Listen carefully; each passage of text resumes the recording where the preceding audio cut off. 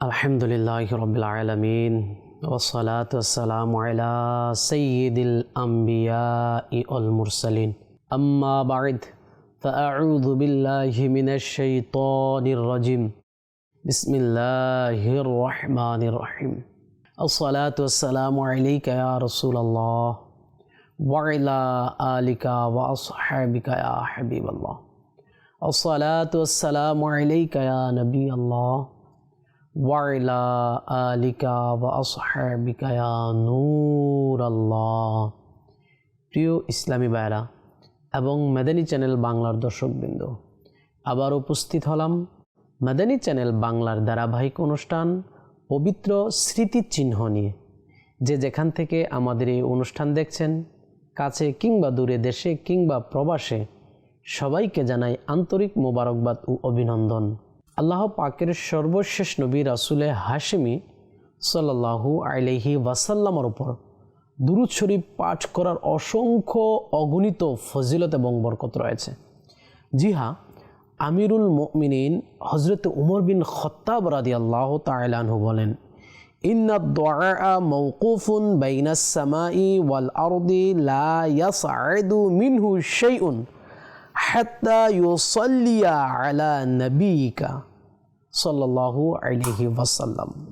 নিশ্চয়ই দোয়া আসমান ও জমিনের মধ্যখানে ঝুলন্ত অবস্থায় থাকে এবং তা থেকে কোনো কিছুই উপরের দিকে যায় না যতক্ষণ তুমি তোমার নবী সাল্লাল্লাহু আলাইহি ওয়াসাল্লামের উপর দুরূদ শরীফ পাঠ করে না নিবে। প্রিয় ইসলামী ভাইরা এবং মাদানী চ্যানেল বাংলার দর্শকবৃন্দ, আমরা যখনই দোয়া করব, যখনই দোয়া করার সৌভাগ্য অর্জন হবে, তখন আমরা দোয়ার আগে এবং দোয়ার পরে দুরূদ শরীফ পাঠ করে নিব। কেননা কিতাবের মধ্যে রয়েছে দুরূদ এমন একটি আমল, এমন একটি দোয়া যা আল্লাহ তাআলা কবুল করেই থাকেন, যা আল্লাহ তাআলার দরবারে নিঃসন্দেহে কবুল হয়ে থাকে। সুবহানাল্লাহ, সুবহানাল্লাহ। কিতাবের মধ্যে এটাও রয়েছে যে যেহেতু দুরূদ কবুল হয়ে থাকে, অতএব আল্লাহর শান এটা নয় যে কেউ যদি দোয়ার আগে এবং দোয়ার শেষে দুরূদ শরীফ পাঠ করে তাহলে আল্লাহ তাআলা শুধু তার দুরূদই কবুল করবেন আর মধ্যখানের দোয়াকে আল্লাহ তাআলা কবুল করবেন না। অতএব আমাদের উচিত আমরা যখনই দোয়া করব তখন আল্লাহর হাবিব সাল্লাল্লাহু আলাইহি ওয়াসাল্লামের উপর দুরূদ শরীফ পাঠ করব। তাছাড়া হযরত সাইয়্যিদুনা উমর রাদিয়াল্লাহু তাআলা আনহু বললেন যে তোমাদের দোয়া আসমান এবং জমিনের মধ্যবর্তী স্থানে ঝুলন্ত থাকে ততক্ষণ যতক্ষণ তোমরা তোমাদের নবীর উপর দুরূদ শরীফ প্রেরণ না করবে। সাল্লু আলাল হাবিব সাল্লাল্লাহু তাআলা আলা মুহাম্মদ সাল্লাল্লাহু তাআলা আলাইহি ওয়াসাল্লাম। প্রিয় ইসলামী ভাইরা এবং মাদানী চ্যানেল বাংলার দর্শকবৃন্দ, আপনারা দেখছেন অনুষ্ঠান পবিত্র স্মৃতিচিহ্ন অর্থাৎ তাবারুকাত। এমন ব্যক্তি, এমন বস্তু, এমন জিনিস যার সম্পর্ক কোনো নবী অথবা কোনো রাসূল, কোনো নেককার বান্দা, কোনো সাহাবীর সাথে রয়েছে, যার মাধ্যমে আল্লাহ তাআলার বরকত অর্জন করা যায়, রহমত অর্জন করা যায়। জি হ্যাঁ, প্রিয় ইসলামী ভাইরা এবং মাদানী চ্যানেল বাংলার দর্শকবৃন্দ, আজকে আমরা এমন একটি পবিত্র স্মৃতিচিহ্ন নিয়ে আলোচনা করব যা একজন আল্লাহ তাআলার মকবুল নবী সুবহানাল্লাহ হযরত সাইয়্যিদুনা ইউনুস আলা নবীনা ওয়া আলাইহিস সালাতু ওয়াস সালামের দ্বারক এবং বাহক ছিলেন, আর তা ছিল ইউনুস নবীর মাছ। প্রিয় ইসলামী ভাইরা এবং মাদানী চ্যানেল বাংলার দর্শকবৃন্দ, আল্লাহ তাআলা আমাদেরকে শুধুমাত্র আল্লাহ তাআলার ইবাদত করার জন্য পাঠিয়েছেন। জি আল্লাহ তাআলা পবিত্র কোরআনুল কারীমের মধ্যে ইরশাদ করেন যে আমি মানুষ এবং জিনকে শুধুমাত্র আমার ইবাদত করার জন্য পাঠিয়েছি। আর এই মানুষ যখন আল্লাহ তাআলার ইবাদত ভুলে গিয়ে মিথ্যা মাবুদের ইবাদত করে, নিজের হাত দিয়ে তৈরি করা মাবুদের ইবাদত করে, তখন আল্লাহ তাআলা এই সমস্ত মানুষদেরকে হিদায়াতের পথে আনার জন্য আল্লাহ তাআলা যুগে যুগে অসংখ্য নবী এবং রাসূল প্রেরণ করেছেন, অসংখ্য নেককার আউলিয়ায়ে কামিলিন আল্লাহ তাআলা প্রেরণ করেছেন। আর এমনিভাবে নিলওয়ার জন্য আল্লাহ তাআলা হযরত ইউনুস আলা নবীনা ওয়া আলাইহিস সালাতু ওয়াস সালামকে পাঠিয়েছেন। আল্লাহ তাআলা আমাদের নবী রাসূল আরবী সাল্লাল্লাহু আলাইহি ওয়াসাল্লামকে সমস্ত মাখলুকের জন্য, কুল কায়নাতের জন্য আল্লাহ তাআলা নবী হিসেবে পাঠিয়েছেন। জি হ্যাঁ, আর আমাদের নবীর পূর্বে আল্লাহ তাআলা অন্যান্য নবীদেরকে শুধুমাত্র একটি নির্দিষ্ট স্থান অথবা একটা নির্দিষ্ট কওম বংশের জন্য নবী করে পাঠাতেন। এক যুগে অসংখ্য নবী ছিল, এক একটা স্থানের জন্য আল্লাহ তাআলা এক একজন নবী নির্ধারণ করেছেন, এক একটা বংশের জন্য আল্লাহ তাআলা এক একজন নবীকে পাঠিয়েছেন। যেমন মুসা আলাইহিসসালাতু ওয়াসসালাম, হারুন আলাইহিসসালাতু ওয়াসসালাম একই যুগের নবী ছিলেন। এমনিভাবে ইয়াকুব আলাইহিনা আলাইহিসসালাতু ওয়াসসালাম, ওনার ছেলে ইউসুফ আলাইহিসসালাতু ওয়াসসালাম একই যুগের নবী ছিলেন। এমনিভাবে ইব্রাহিম আলাইহিনা আলাইহিসসালাতু ওয়াসসালাম, ওনার দুই ছেলে ইসহাক আলাইহিসসালাতু ওয়াসসালাম, ইসমাঈল আলাইহিসসালাতু ওয়াসসালাম। কিন্তু আল্লাহ তাআলা যখন আমাদের নবী সাল্লাল্লাহু আলাইহি ওয়াসাল্লামকে প্রেরণ করলেন, তখন আল্লাহ তাআলার যত সৃষ্টি রয়েছে, যত মাখলুক রয়েছে, সমস্ত সৃষ্টি এবং মাখলুকের জন্য শুধুমাত্র আমাদের নবীকে আল্লাহ তাআলা নবী করে প্রেরণ করেছেন। সুবহানাল্লাহ, সুবহানাল্লাহ। জি প্রিয় ইসলামী ভাইরা, আজকে আমরা ইউনুস আলা নবীনা আলাইহিসসালাতু ওয়াসসালামের সংক্ষিপ্ত জীবনী শ্রবণ করব এবং উনি যেই মাছের পেটে ছিলেন তা সম্পর্কে কিছু আলোচনা শ্রবণ করব। ইউনুস আলা নবীনা আলাইহিসসালাতু ওয়াসসালাম এমন একজন নবী ছিলেন যার কথা আল্লাহ তাআলা পবিত্র কোরআনুল কারীমের মধ্যে বিভিন্ন জায়গার মধ্যে আলোচনা করেছেন। শুধু তাই নয়, আল্লাহ তাআলা ইউনুস নামে একটি সূরাও নাজিল করেছেন, যে সূরার নাম হচ্ছে সূরাতুল ইউনুস। সুবহানাল্লাহ, সুবহানাল্লাহ। প্রিয় ইসলামী ভাইরা এবং মাদানী চ্যানেল বাংলার দর্শকবৃন্দ, হযরত ইউনুস আলা নবীনা আলাইহিসসালাতু ওয়াসসালামকে আল্লাহ পাক নিনওয়া শহরের অধিবাসীদের জন্য হেদায়েতের জন্য রাসূল হিসেবে প্রেরণ করেছেন। সুবহানাল্লাহ, সুবহানাল্লাহ। নিনওয়া এটি মৌসল এলাকার একটি বড় শহর ছিল। এখানকার লোক হাতে বানানো মিথ্যা মাবুদের উপাসনা করত এবং কুফর ও শিরিকে লিপ্ত ছিল। আল্লাহ তাআলা ইউনুস আলাইহিসসালাতু ওয়াসসালামকে তাদের ঈমান আনয়ন করার জন্য এবং হাতে বানানো মিথ্যা মাবুদের উপাসনা ছেড়ে দাওয়াত দেওয়ার জন্য ইউনুস নবীকে প্রেরণ করেছেন। কিন্তু তারা তাদের অবাধ্যতা, অর্থাৎ নিনওয়ার অধিবাসী যারা ছিল, ইউনুস আলা নবীনা আলাইহিসসালাতু ওয়াসসালামের বংশ কওম যারা ছিল, তারা তার অবাধ্যতা এবং একগুমির কারণে আল্লাহ পাকের রাসূল হযরত সাইয়্যিদুনা ইউনুস আলা নবীনা আলাইহিসসালাতু ওয়াসসালামকে প্রত্যাখ্যান করল এবং ঈমান আনয়ন করতে অস্বীকার করল। হযরত ইউনুস আলা নবীনা আলাইহিসসালাতু ওয়াসসালাম তাদের সংবাদ দিলেন যে তোমাদের উপর অতি শীঘ্রই আযাব আসবে। একথা শুনে শহরের লোকেরা পরস্পর পরামর্শ করতে লাগলো। ইউনুস আলাইহিসসালাতু ওয়াসসালাম কখনোই কোনো মিথ্যা কথা বলেনি, তাই এটা তো দেখো, যদি তিনি রাতে এই শহরে থাকে তবে মনে করো যে কোনো বিপদই আর আসবে না, আর যদি তিনি এই শহরে রাতে যদি না থাকে তবে বিশ্বাস করো যে অবশ্যই আযাব আসবে। কেননা আল্লাহর নবীগণ সত্য এবং সত্য বলেছেন। ইউনুস আলা নবীনা আলাইহিসসালাতু ওয়াসসালাম যা বলেছেন সত্য বলেছেন, আল্লাহর আযাব আসবে, কেননা উনি কখনো মিথ্যা বলে নাই। রাতে লোকেরা দেখলো যে ইউনুস আলা নবীনা আলাইহিসসালাতু ওয়াসসালাম শহর থেকে বাইরে তাশরিফ নিয়ে গেলেন এবং বাস্তবে সকাল হতেই আযাবের প্রভাব পরিলক্ষিত হতে লাগলো। চারদিক থেকে কালো মেঘ ছেয়ে গেল আর চারদিক থেকে ধোঁয়া উঠে শহরে ছেয়ে গেল। এই দৃশ্য দেখে শহরের অধিবাসীরা নিশ্চিত হয়ে গেল যে আযাব আসছেই। তখন লোকেরা হযরত ইউনুস আলা নবীনা আলাইহিসসালাতু ওয়াসসালামকে খুঁজতে লাগলেন, কিন্তু তাকে কোথাও দেখা পেল না। এবার শহরের অধিবাসীরা আরও বেশি ভয় পেয়ে গেলেন, আরও বেশি আতঙ্কে কেঁপে উঠলেন। আর আযাব যে আসবে এতে কোনো সন্দেহ তাদের নেই। সুতরাং শহরের সকল লোক আল্লাহ পাকের ভয়ে কেঁপে উঠল এবং সকল নারী ও শিশু বরং নিজেদের গবাদি পশুদের সাথে নিয়ে এবং ফাটা ছিঁড়া পুরানো কাপড় পরিধান করে কাঁদতে কাঁদতে জঙ্গলের দিকে চলে গেল।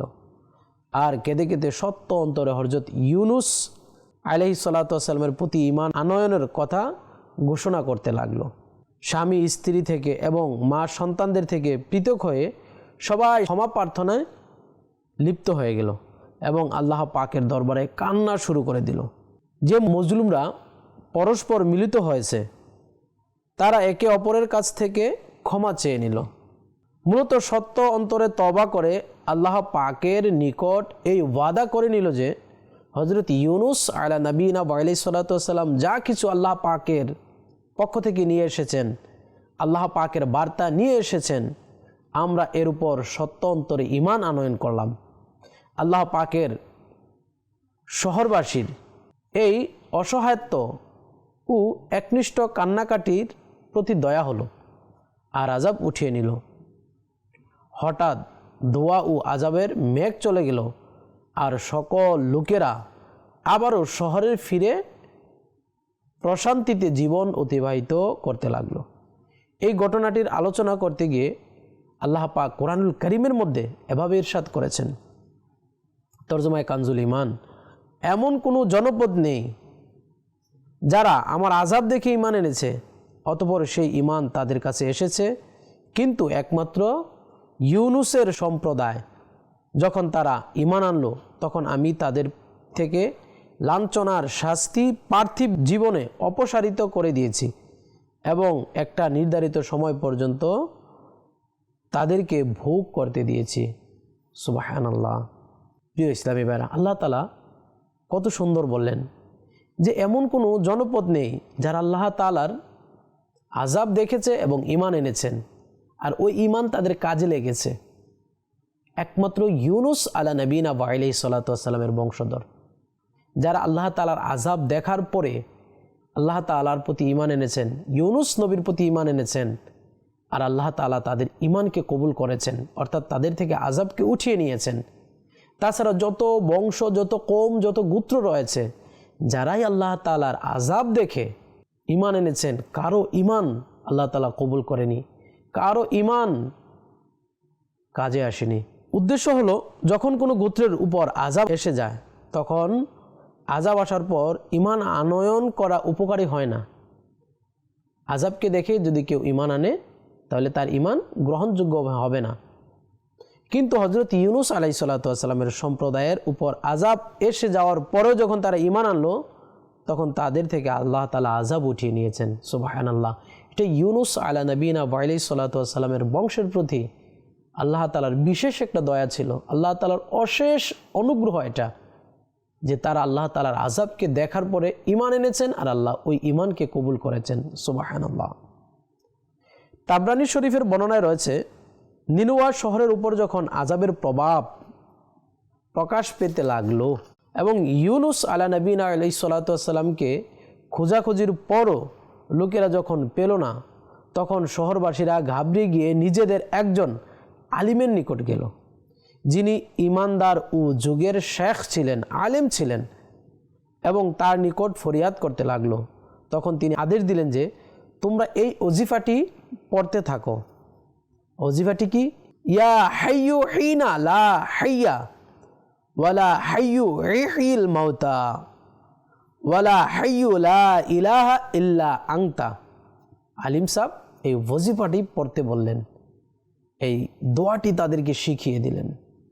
সুতরাং লোকেরা তা পাঠ করে দোয়া করলো, তখন আযাব দূর হয়ে গেল।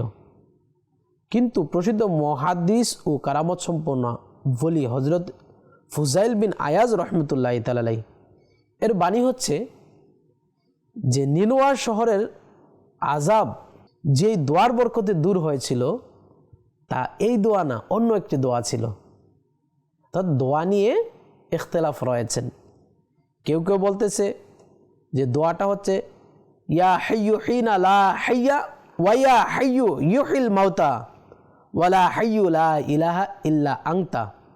কিন্তু ফুজাইল বিন আয়াজ রহমতুল্লাহি তাআলা বলতেছেন না, নেনোয়াবাসীদের আযাব যেই দোয়ায় দূর হয়েছে ওই দোয়াটা ছিল এরূপ, আল্লাহুম্মা ইন্না যুনুবানা কদ আযুমাত ওয়া জাল্লাত ওয়া আনতা আযমু ওয়া আজাল্লু ফাফআল বিনা মা আনতা আহলুহু ওয়ালা তাফআল বিনা মা নাহনু আহলুহু।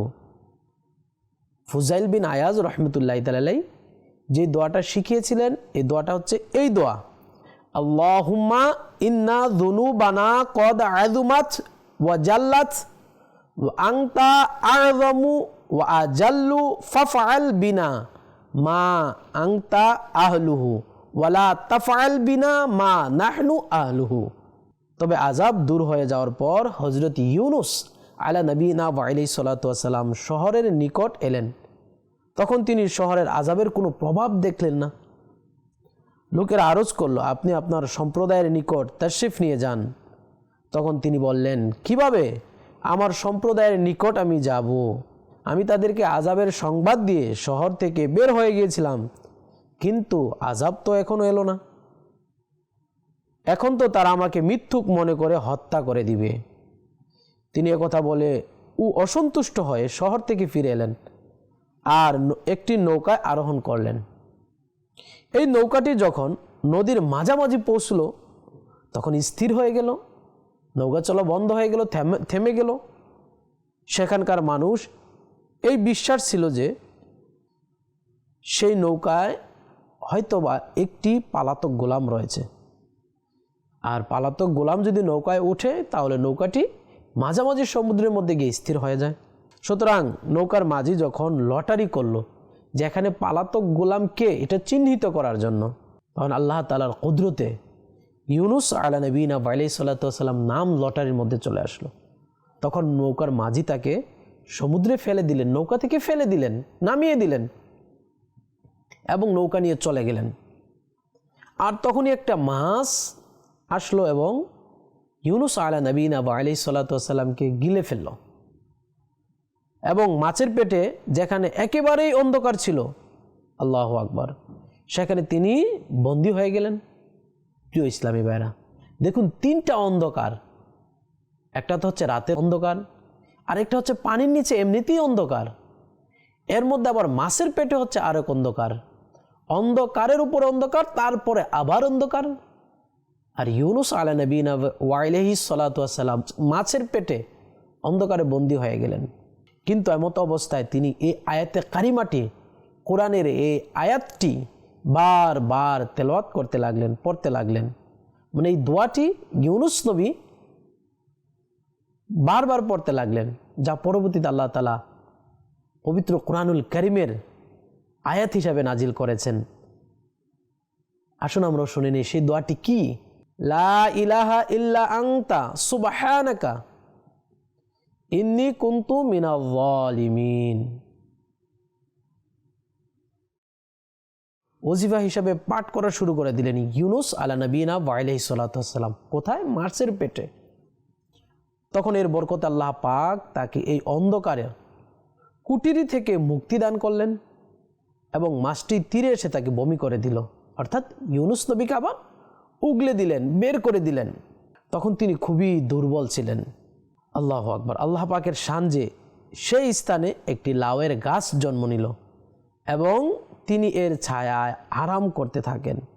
অতঃপর যখন তিনি কিছুটা সবল হলেন, যখন ওনার দুর্বলতা কেটে গেল, তখন তিনি তার সম্প্রদায়ের নিকট তাশরিফ নিয়ে গেলেন এবং সবাই খুব ভালোবাসা ও সম্মান সহকারে তার প্রতি ঈমান আনয়ন করল। সুবহানাল্লাহ, সুবহানাল্লাহ।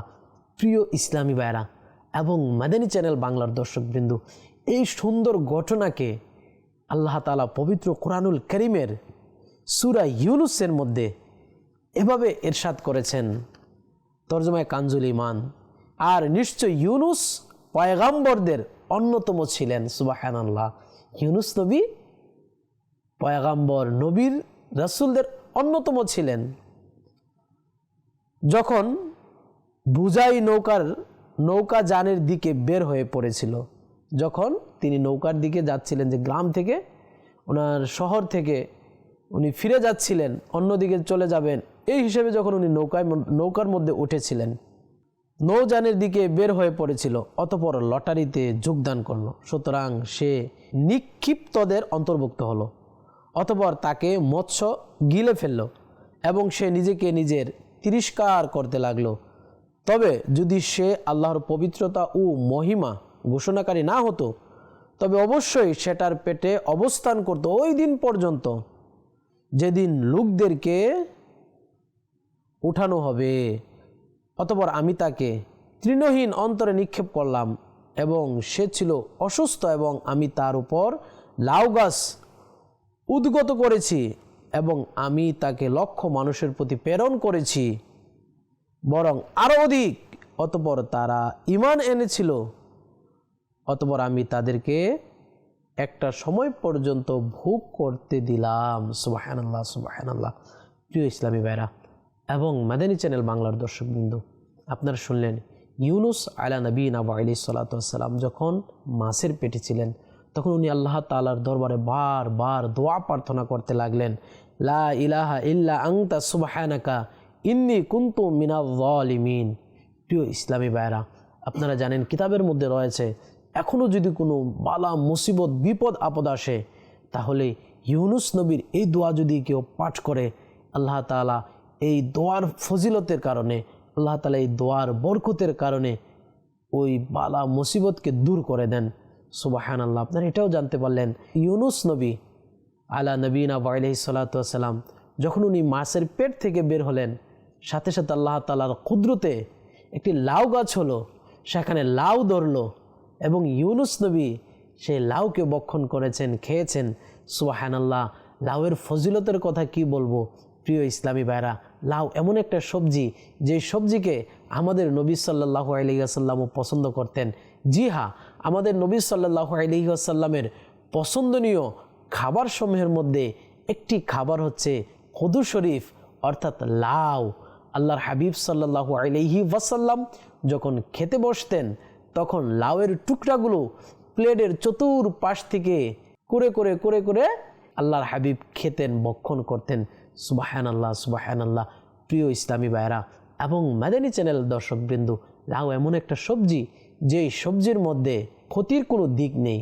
জি হ্যাঁ, এটা সবাই মেনেছে এবং হয়তো আপনারাও মেনে নেবেন যে লাউ এমন একটা সবজি যেটার মধ্যে কোনো ক্ষতি নেই।